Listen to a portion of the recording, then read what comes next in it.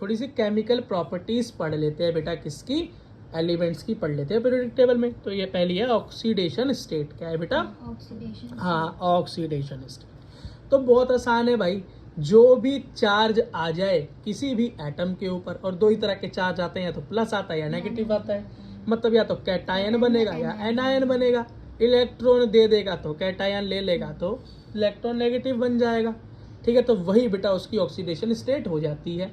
जैसे कि बेटा एग्जांपल लेता हूँ, जब बेटा लिथियम और हाइड्रोजन मिलता है तो बेटा लिथियम एक अपना क्या लूज कर देता है इलेक्ट्रॉन, और हाइड्रोजन गेन कर लेता है। ठीक है, ये बन गया कैटायन, ये बन गया एनायन। तो इसकी ऑक्सीडेशन स्टेट क्या हो गई?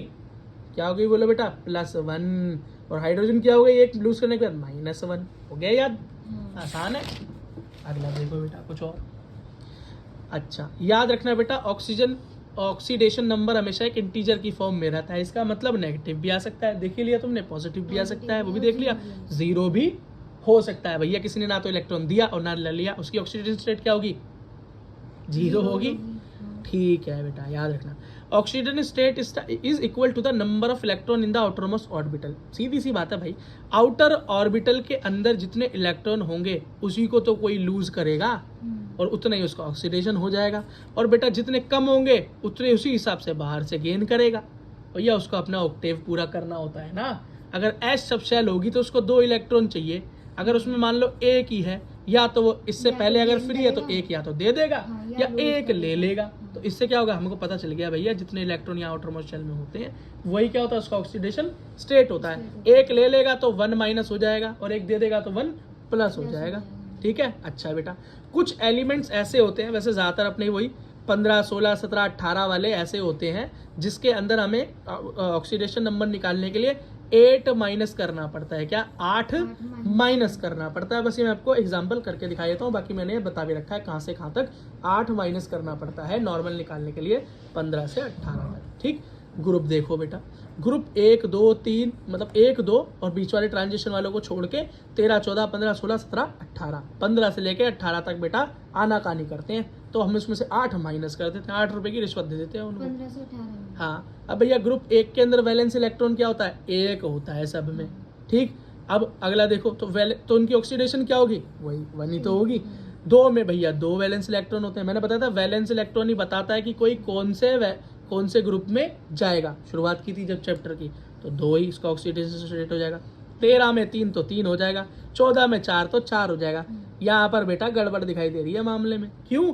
15 में 5 होते हैं वैलेंस इलेक्ट्रॉन, 16 में 6, 17 में 7, 18 में 8। याद करना वैसे बहुत आसान है वैलेंस इलेक्ट्रॉन्स ना, पर बेटा उसके हिसाब से, क्यों?